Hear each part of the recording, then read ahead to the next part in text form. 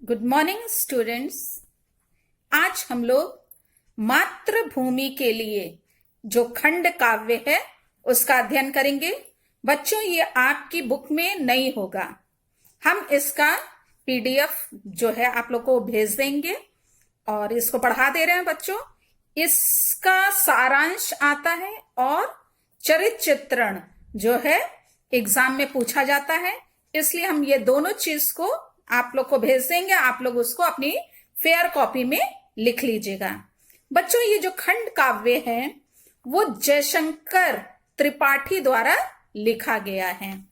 आप लोग को हम पढ़ के बता दे रहे हैं। ये 3 सर्ग में है। पहला संकल्प सर्ग है, दूसरा संघर्ष है और तीसरा है बलिदान। मातृभूमि के लिए जो खंड काव्य है बच्चों, इसमें चंद्रशेखर जी के बारे में पूरा वर्णन है, तो ध्यान से सुनिएगा बच्चों।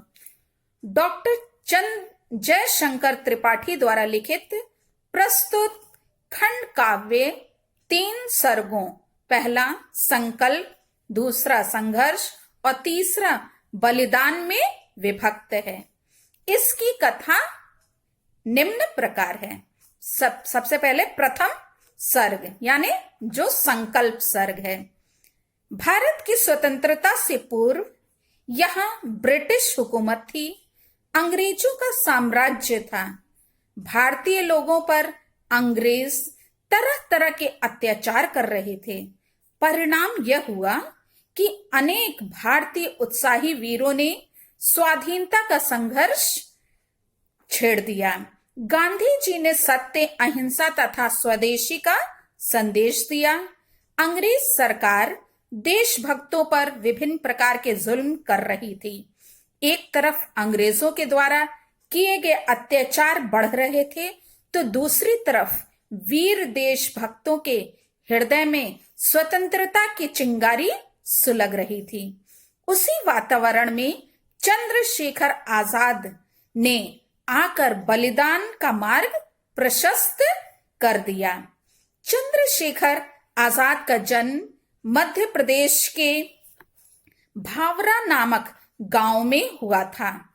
बड़ा होकर वह ब्राह्मण बालक अध्ययन करने के लिए काशी आया। वह समाचार पत्रों में अंग्रेजों के जुल्मों की कहानी पढ़कर उसका खून खौलने लगा। उसका चेहरा क्रोध से तमतमा उठा। रॉलेट एक्ट और उसके विरोध में जालियांवाला बाग में सभा हुई। अंग्रेजों ने चारों ओर से घेर कर उस निहत्थी भीड़ पर गोली चलवा दी। जनरल डायर के आदेश पर इस हत्याकांड का समाचार सुनकर चंद्रशेखर की आंखें सजल हो उठी, मुख क्रोध से लाल हो गया। उन्होंने अपने साथियों को देशभक्ति की प्रेरणा दी और कहा, सूत्रों का रटना छोड़ो तो अब स्वतंत्रता का पाठ पढ़ो। इस घटना के बाद चंद्रशेखर ने भारत माता की पराधीनता की बेड़ियों को तोड़ने का प्रण कर लिया। 1921 ईस्वी में जब ब्रिटिश युवराज भारत आए तो महात्मा गांधी ने असहयोग का नारा दिया। देश के कोने कोने से कर्मचारी अपने कार्यालय, विद्यार्थी अपने विद्यालय तथा मजदूर अपने कारखाने छोड़कर निकल पड़े। अंग्रेजों का दमन चक्र बढ़ गया। 15 वर्ष का बालक चंद्रशेखर भी बंदी बना लिया गया। जब उन्हें मजिस्ट्रेट के सामने पेश किया गया और मजिस्ट्रेट ने नाम पूछा तो उत्तर मिला आजाद।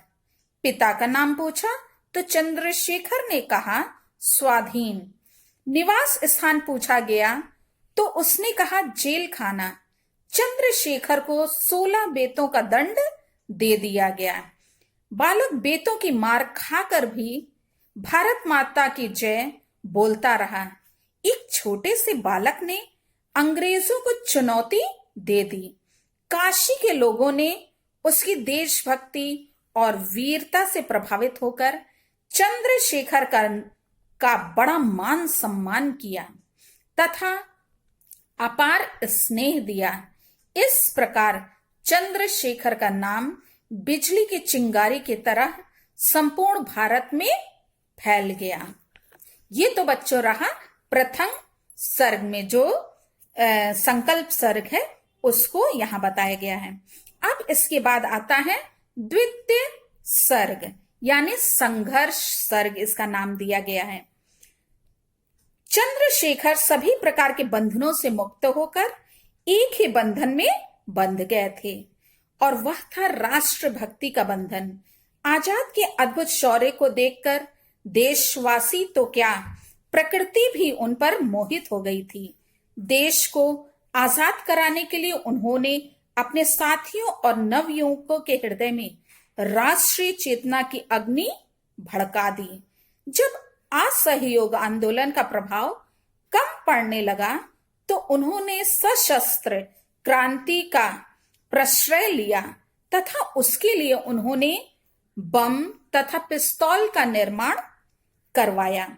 जब इन चीजों के लिए उन्हें धन की आवश्यकता पड़ी तो उन्होंने सरकारी खजाने को लुटवाया तथा एक मठाधीश का शिष्यत्व भी स्वीकार किया। आजादी के लिए उन्हें ड्राइवरों की आवश्यकता हुई तो उन्होंने मोटर ड्राइवरी भी सीखी। चंद्रशेखर ने काकोरी में सरकारी खजाना लूटा।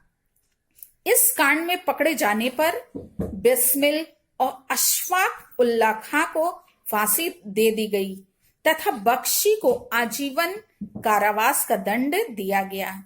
कोशिश करने पर भी चंद्रशेखर और भगत सिंह को सरकार गिरफ्तार ना कर सकी।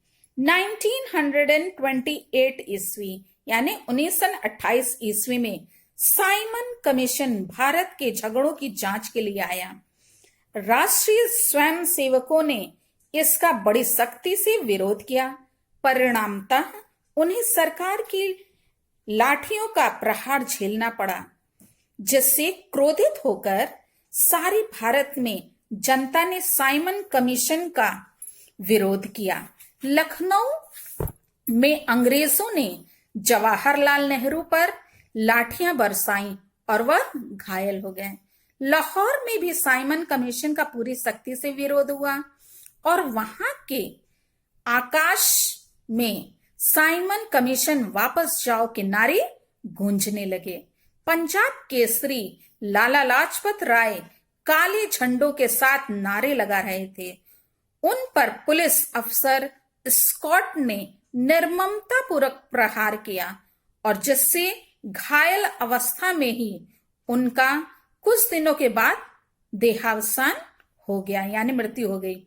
उनकी मृत्यु का समाचार सुनकर सारे देश में शोक व्याप्त हो गया। इस समय पूर्वी भारत में चंद्रशेखर आजाद क्रांति की ज्वाला धधका रहे थे। उधर पश्चिमी भारत में सरदार भगत सिंह। चंद्रशेखर आजाद ने दिल्ली के फिरोज शाह मेले में क्रांतिकारियों का सम्मेलन किया, जिसमें सुखदेव, बटुकेश्वर दत्त, यतीन्द्रनाथ दत्त, सरदार भगत सिंह आदि सभी देशभक्त उपस्थित हुए। सबके सहयोग से चंद्रशेखर आजाद ने हिंदुस्तान सोशलिस्ट रिपब्लिकन आर्मी का गठन किया। आजाद इस सेना के कमांडर इन चीफ थे। लाहौर में चंद्रशेखर ने भगत सिंह और राजगुरु से मिलकर लाला लाजपत राय के हत्यारे पुलिस अफसर स्कॉट की हत्या करने की योजना बनाई। स्कॉट के स्थान पर सैंडर्स मारा गया।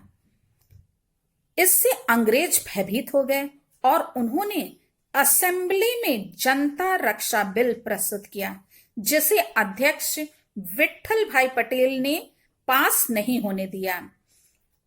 8 अप्रैल को सरदार भगत सिंह और बटुकेश्वर दत्त ने असेंबली में बम फेंका, जिससे अंग्रेज भयभीत हो गए।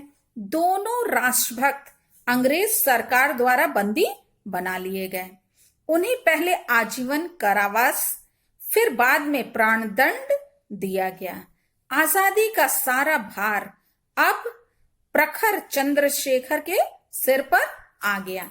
तो ये रहा बच्चों संघर्ष, कैसे इन्होंने देश की आजादी के लिए अपन संघर्ष किया, कैसे उन्होंने इस सारे अंग्रेजों के खिलाफ कैसे योजनाएं बनाई और कैसे वो उसको उन्होंने उन योजनाओं को पूरा किया, ये सब का इसमें पूरा वर्णन है बच्चों।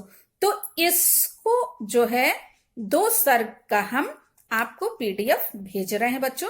इसको आप अपनी फेयर कॉपी में लिख लीजिएगा और इसको याद भी कर लीजिएगा। आप सब स्टोरी जानते हैं, हिस्ट्री में भी पढ़ा है आपने, पूरी कहानी चंद्रशेखर की आप जान रहे हैं और कौन कौन लोग साथ में रहे हैं वो सब।